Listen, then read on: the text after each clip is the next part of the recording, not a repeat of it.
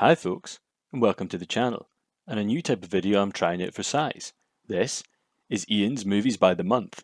This is where I'm going to talk a wee bit about some of the films I've actually seen in the last month. And to do it, just keep it fun and everything like that, I'm going to do January 1st, then February, and then hopefully by the end of March, I'll actually have it ready to go, and I can just roll it on from month to month. Now, not all the films are going to be new ones, and some of them might be a bit old, and some of them might be a bit of a giggle.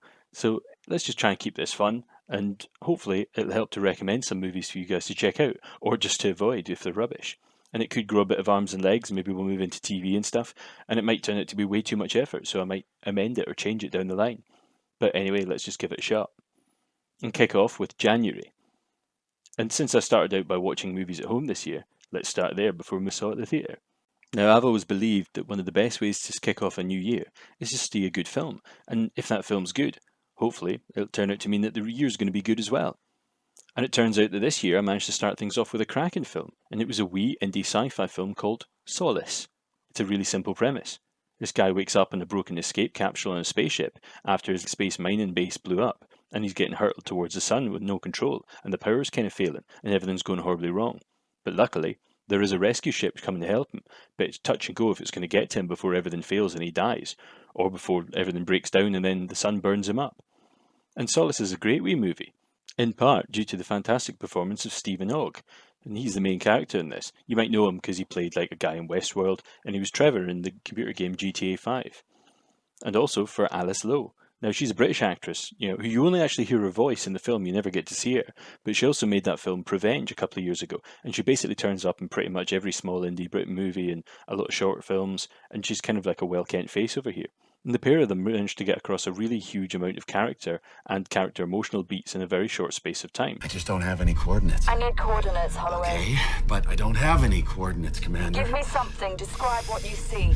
How about space? And, the film had a very, very small budget, but it still manages to do pretty amazing things with only a couple of sets and a very few amount of special effects shots, most of which ended up in the trailer.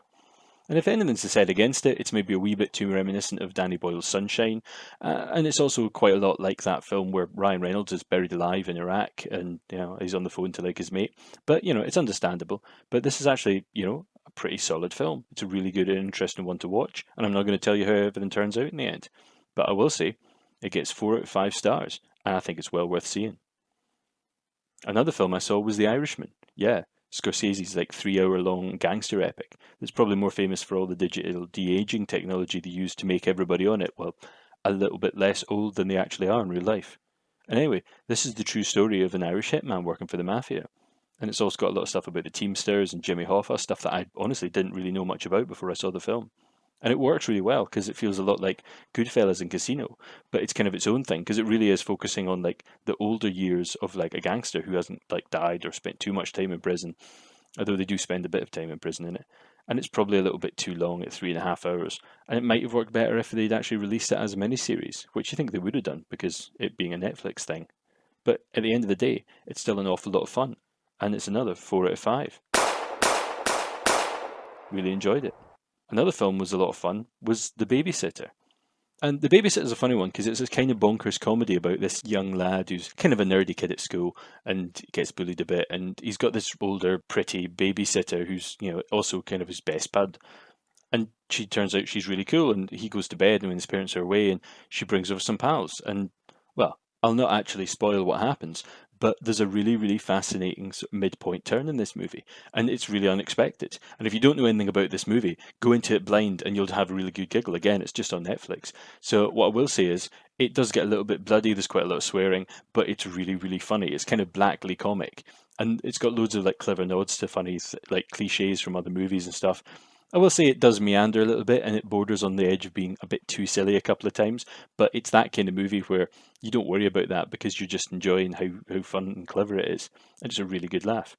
Probably give it 3 out of stars. Check it out if you fancy. Another film I saw was The House. And The House wasn't really my choice. Somebody put it on when I was over at a pal's house, and it's not great, but it's not terrible. And basically, it's all about Will Ferrell and Tina Fey, and they're a couple who want to put their daughter through college, but the local council end up cancelling their scholarship deal at the last minute. So, in classic modern stoner comedy style, they have to do something crazy. So they turn their neighbour's house into a secret casino, and everything gets kind of sillier and sillier. And it has some proper laughs in it, but it's really not my kind of thing. It's kind of dumb. I'd give it about 2 out of 5. And frankly, unless this is your sort of thing, then maybe don't bother. I mean, if it is your kind of thing, you'll probably love it. But there you go. But the sad fact of life is, occasionally, I have to leave the house. And in January, I actually did get out to see quite a few films at the pictures. Sorry, the cinema. And January is usually thought of as really bad month for movies, or kind of this dumping ground where the distributors will chuck out all the dross that they don't want to be interfering with their big movies, and they don't really have anywhere to put, and they know that the film probably won't make a lot of money. But I've got to be honest, this January was absolutely fantastic. It's had some really, really great movies. One of the first ones I saw this year was 1917. Now, obviously, that's a big Oscar film. There's a couple of Oscar contenders that I saw in January. And this one, obviously a film by Sam Mendes, this infamous First World War movie that he shot, makes it look entirely like the whole movie is all done in one single take.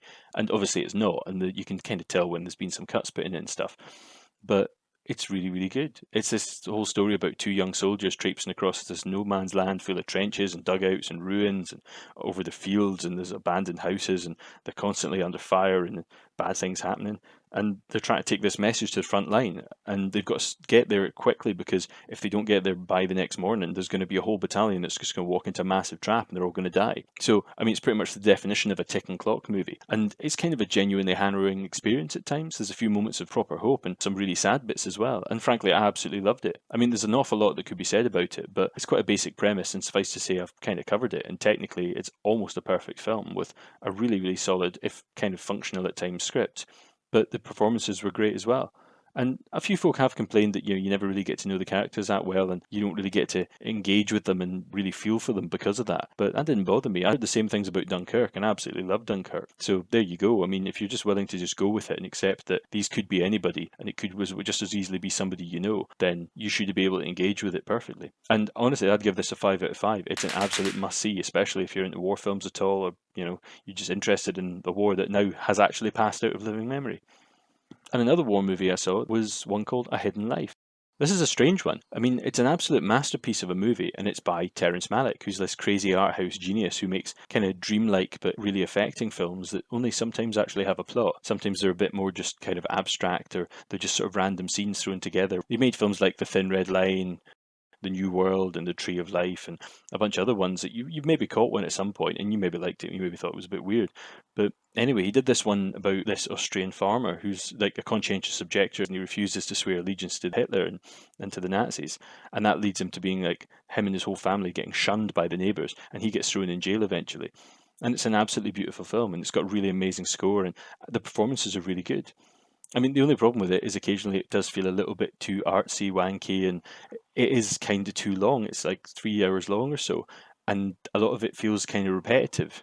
But I mean, it's still a really solid film and a really fascinating experience. I really enjoyed watching it. I'd probably give it about 4 out of 5, because yeah, I mean, it is good. The complaints against it aren't really because it was bad, just because it was a bit too long. And yet another movie I saw that was set during the war was Jojo Rabbit. Yeah, I mean, that's another Oscar contender. It was the one that Taika Waititi made about the wee laddie who's a member of the Hitler Youth, and he's got this imaginary friend who's Adolf Hitler, who's played by the director, Taika Waititi himself. And he finds out his mum's secretly hiding a wee Jewish girl in the attic, and of course that causes him a lot of problems, both in his own head and also because he has to try and keep it secret from the local Gestapo and the load of bonkers Wehrmacht officers. And this is a controversial one because it kind of split the critics a wee bit.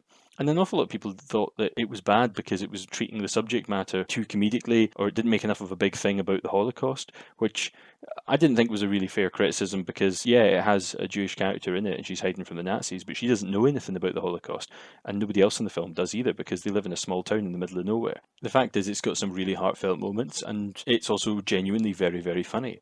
I would say that the Hitler stuff does get a little bit tiring after a while, which is probably why he kind of stops showing up as much in the film after about the midpoint. But still, it's a very good film, well worth seeing. So yeah, 4 out of 5 for that as well.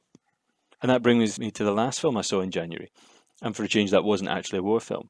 It was a gangster movie. Yeah, London, gangster. Enough of that? Yeah, enough of that. Right. Lovely. Right, anyway, if you hadn't guessed, it's Guy Ritchie's return to his crime movie roots with The Gentleman. And that was like a blacklight comic movie about drug deals and murders, and all told by a slightly creepy Hugh Grant, who's trying to sell the story to Charlie Hunnam, the guy from Sons of Anarchy. And he's trying to tell it to him in the form of like a film script. And it's really complicated, but kind of impossible to get into actually the ins and outs of the plot without it taking forever. But suffice to say, it's got an absolutely fantastic cast. It's really genuinely very funny. And it's probably one of the best films that Guy Ritchie's actually made, you know, apart from maybe the awesome Sherlock Holmes movies that I really loved. So I kind of hope he does more of those. And I kind of hope he does more stuff along this line as well. So yeah, I mean, this was a solid 3 out of 5. I mean, it's just a good, enjoyable, dependable movie. You'll have a good time with it. It's nothing amazing. It's not the greatest thing in the world. It's not the worst. And that was January. Overall, mostly better films than bad ones. So let me know if you saw any of these films and what you thought about them. You know, drop a comment down below. And remember, you know, all the usual stuff. You can follow me on Twitter. You can join the Facebook group. You can subscribe to my Patreon if you want. And down the line, I might have a little bit more to say about one of these films or more. I might do a proper review. But for now, I've been Ian, and these have been my grumpy opinions.